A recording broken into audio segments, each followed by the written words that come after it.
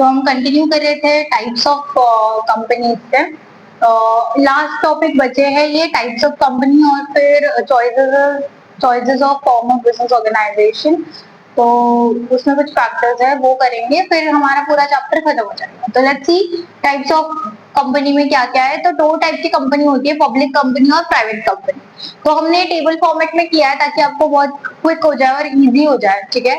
तो public company में कितने मेंबर्स होते हैं? मिनिमम 7 मेंबर्स होने चाहिए और मैक्सिमम अनलिमिटेड मेंबर्स है, कितने भी मेंबर्स आप ला सकते हो कंपनी में, ठीक है, public company. Whereas private company में मिनिमम नंबर्स 2 होते हैं और मैक्सिमम नंबर्स 200 होते हैं, ठीक है। 200 से ज्यादा आप नहीं ले सकते हो मेंबर्स को, ठीक है। फिर है मिनिमम नंबर ऑफ डायरेक्टर्स। तो यहाँ पे 3 डायरेक्टर मिनिमम होने चाहिए, ज्यादा हो सकते हैं, कितने भी हो सकते हैं, बट 3 मिनिमम होने चाहिए। यहाँ पे 2 मिनिमम होने चाहिए प्राइवेट कंपनी, ठीक है। तो पब्लिक कंपनी में 3 होने चाहिए, प्राइवेट कंपनी में 2 मिनिमम डायरेक्टर्स होने चाहिए। फिर इंडेक्स ऑफ नंबर्स, यहाँ पे कंपलसरी है इंडेक्स ऑफ नंबर्स, यहाँ पे कंपलसरी नहीं है। इंडेक्स ऑफ नंबर्स क्या होता है? तो बेसिकली एक लिस्टिंग होती है मेंबर्स की, ठीक है। इंडेक्स ऑफ मेंबर्स होगा, वो नंबर्स नहीं होगा, इंडेक्स ऑफ मेंबर्स होगा। Sorry for the mistake.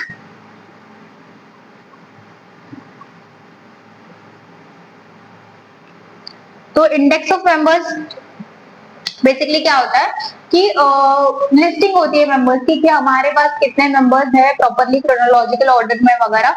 तो वो सब कुछ पब्लिक कंपनी में करना कंपलसरी होता है, प्राइवेट कंपनी में कंपलसरी नहीं है। क्यों करना होता है? ताकि हमें पता चले कितने मेंबर्स अभी एग्जिस्ट करते हैं। फिर कभी कभी कुछ मेंबर्स छोड़ के चले जाते हैं तो उसका हमारे पास डाटा होना चाहिए, है ना। कभी कभी कुछ मेंबर्स ऐड हो जाते हैं अचानक से, तो उसका डाटा हमारे पास होना चाहिए, इसलिए वो कंपलसरी। फिर ट्रांसफर ऑफ शेयर्स हमने देखा था कि यहाँ पे ट्रांसफर करने में कोई रेस्ट्रिक्शन नहीं है, आप किसी को भी ट्रांसफर कर सकते हो, सेल कर सकते हो अपने शेयर्स को। पर यहाँ पे रेस्ट्रिक्शन होता है, यहाँ पे ट्रांसफर नहीं होता, ठीक है। फिर invitation to public to subscribe to shares, यहाँ पे हम इनवाइट कर सकते हैं लोगों को कि शेयर्स हमारे खरीदो, यहाँ पे हम इनवाइट नहीं कर सकते, ठीक है। काफी सिंपल है। आपको बस अगर आप ये ऐसे वे में करोगे तो आप इसको सेंटेंस फॉर्म करके लिख सकते हो। अगर सिर्फ आपको पब्लिक कंपनी के बारे में पूछा जाएगा तो कंपनी को डिफाइन करना है पहले तो, ठीक है। फिर बाद में आप पब्लिक कंपनी के बारे में इसको सेंटेंस फॉर्म करके लिख सकते हो, ठीक है। ये बेसिस लेके इसको सेंटेंस फॉर्म करके लिख सकते हो। अगर आपको सिर्फ प्राइवेट कंपनी के बारे में पूछा जाता है तो आप पहले कंपनी का डेफिनेशन लिखोगे, फिर प्राइवेट कंपनी का लिखोगे और फिर आप ये बेसिस लेके सेंटेंस फॉर्म करके ये सारी चीजें लिख सकते हो। अगर दोनों पूछा है तो ये बेस्ट वे है लिखने का, ठीक है। तो ऐसे भी होता है कि पहले एक ही एक टॉपिक पूछा जाता है या कभी कभी फुल फ्लेज भी पूछा जाता है, ठीक है। तो आप ये नोट डाउन कर लो और फिर हम लास्ट टॉपिक कवर कर लेते हैं।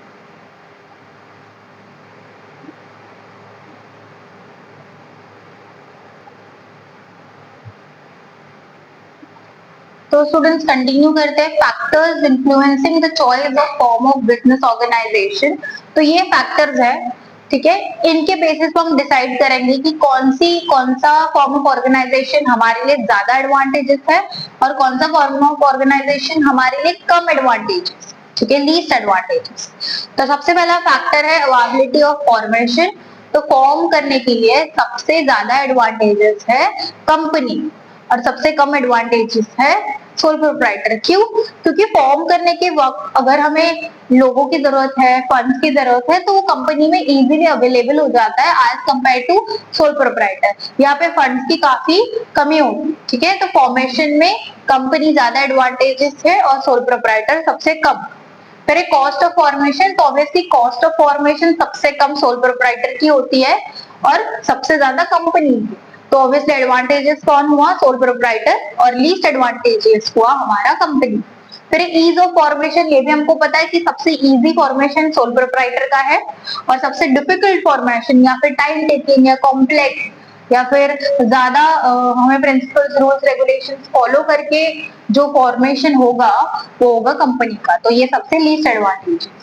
फिर ट्रांसफर ऑफ ओनरशिप, हमने देखा कि कंपनी में हम हमारी ओनरशिप इजीली ट्रांसफर कर सकते हैं, वेराज पार्टनरशिप में सबसे कम चांसेस होते हैं कि हम अपनी ओनरशिप ट्रांसफर करें, है ना। In case of sole proprietor भी कभी कभी चांसेस होते हैं कि वॉलेंटरली कोई आपके पास आ जाए, अगर आपको कोई दिक्कत हो रही है सोल प्रोप्राइटर का मतलब दिक्कत हो रही है इन द सेंस आपकी डेथ हो गई या कुछ इशू हो गया है ना, या डिसऑर्डर, डिजीज या कुछ भी हुआ, तो कोई तो वॉलेंटरीली आपके रिलेटिव्स, आपके फैमिली मेंबर्स आपका जो बिजनेस है वो टेक ओवर करेंगे, ठीक है।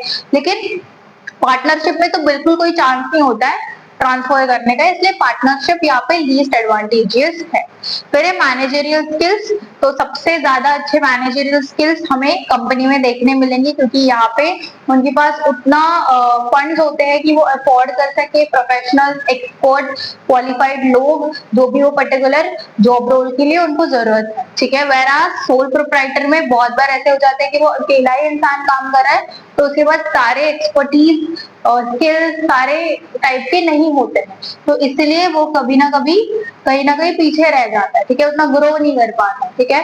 तो इसलिए ये लीस्ट एडवांटेजेस है सोल प्रोप्राइटर इस केस में मैनेजरियल स्किल्स में। फिर है रेगुलेशन। तो सोल प्रोप्राइटर के पास ज्यादा कुछ रूल्स रेगुलेशन है नहीं, इसलिए उसका रेगुलेशन इजी होता है, काफी स्मूथ होता है। वेयर एज कंपनी का जो रेगुलेशन होता है ज्यादा कॉम्प्लेक्स होता है, क्योंकि बहुत ज्यादा चीजें इन्वॉल्व हो जाती है इसमें, यानी बहुत सारे एजेंसीज को उनको फॉलो करना पड़ता है, ठीक है, उनके कंप्लायंस देखने पड़ते हैं। फिर एक कंटिन्यूटी। तो कंपनी की कंटिन्यूटी बनी रहती है, हमने देखा था लास्ट क्लास में ही कि इन केस ऑफ एनीथिंग, कोई भी मेंबर को कुछ भी हो जाए, है ना, कोई मेंबर छोड़ के जा रहा है, कोई मेंबर एड ऑन हो रहा है, कंपनी की कंटिन्यूटी बिल्कुल भी हैम्पर नहीं होती है। वेराज सोल प्रोप्राइटर की कंटिन्यूटी हैम्पर होती है, अगर वो खुद उसको कुछ हो जाए तो कंटिन्यू बिजनेस करना बहुत ज्यादा डिफिकल्ट हो जाता है, नहीं कर पाता, ठीक है। फिर है फ्लेक्सिबिलिटी। फिर सोल प्रोप्राइटर की काफी ज्यादा फ्लेक्सिबिलिटी होती है, ठीक है, क्योंकि वो खुद ही सब कुछ कर रहा है, तो कुछ इशू नहीं है ना, कुछ बैरियर नहीं है, कुछ नहीं है, वो अपने हिसाब से डिसीजन ले सकता है, अपने हिसाब से वो ऑपरेशंस को मेंटेन करता है ना, मैनेज करता है। तो सोल प्रोप्राइटर की जो फ्लेक्सिबिलिटी होती है वो ज्यादा होती है as compare to company. Company में बहुत ज्यादा लोगों के हमें क्या बोलते हैं परमिशन लेनी पड़ती है, और बहुत ज्यादा रूल्स रेगुलेशन फॉलो करने पड़ते हैं, सब लोगों को ध्यान में रख के चीजों को करना पड़ता है ना, एम्प्लॉयज का भी सोचना पड़ता है, शेयर होल्डर्स का भी सोचना पड़ता है, डेटर्स क्रेडिटर्स का भी सोचना पड़ता है ना, जो हमारे टॉप मैनेजर्स हैं उनके भी ओपिनियन, उनके भी परमिशन लेनी पड़ती है, तो बहुत ज्यादा कॉम्प्लेक्स यहाँ पे है, यहाँ पे फ्लेक्सिबिलिटी होती नहीं, ठीक है। फिर है लायबिलिटी। तो कंपनी की जो लायबिलिटी है वो क्या होती है, लिमिटेड होती है, वेराज सोल प्रोप्राइटर की लायबिलिटी अनलिमिटेड होती है, इसलिए ये एडवांटेजेस है और ये हमारे लीस्ट एडवांटेजेस, ठीक है, ये high advantage, most advantage. I hope you are getting all of this. और यहाँ पे हमारा ये चैप्टर खत्म हो जाता है। ये पूरे चैप्टर में कोई भी पार्ट में अगर आपको कोई भी डाउट होगा तो आप कमेंट में पिन करो, कमेंट में पूछो डाउट को, कोई दिक्कत नहीं है, हम आपका डाउट क्लियर कर देंगे, ओके। मिलते हैं नेक्स्ट चैप्टर में, तब तक के लिए टेक केयर, कीप स्टडिंग, और चैनल को लाइक करो, सब्सक्राइब करो, आपके फ्रेंड्स के साथ शेयर करो, ठीक है।